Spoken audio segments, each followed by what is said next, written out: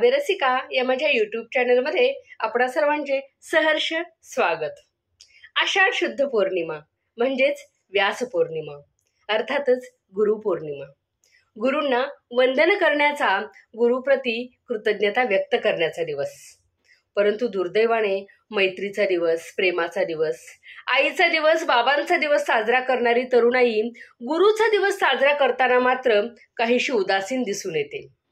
बदलती समाज व्यवस्था, तंत्रज्ञानयुक्त शिक्षण व्यवस्था अशी जरी काही कारणं सांगितली जात असली तरी देखील गुरुची जागा कोणतेही तंत्रज्ञान कधीच घेऊ शकत नाही।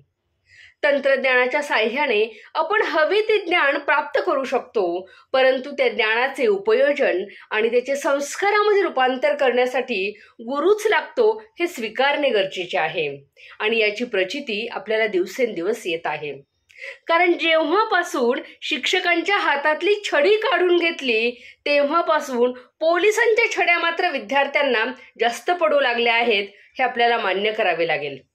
विद्यार्थ्यांमधील व्यसनाधीनता, बेशिस्तपणा, अरेरावी दिवसेंदिवस वाढत चालली आहे।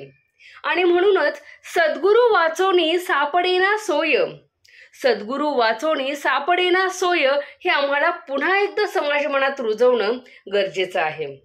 सद्गुरूशिवाय जीवनामध्ये आनंद नाही, सद्गुरूशिवाय जीवनामध्ये मुक्ती नाही।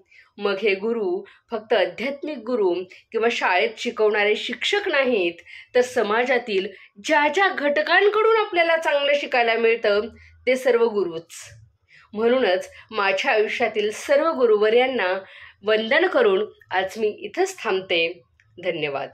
जर माझा हा यूट्यूब चॅनल तुम्हाला आवडला असेल, व्हिडिओ आवडला असेल तर लाईक करा, शेअर करा।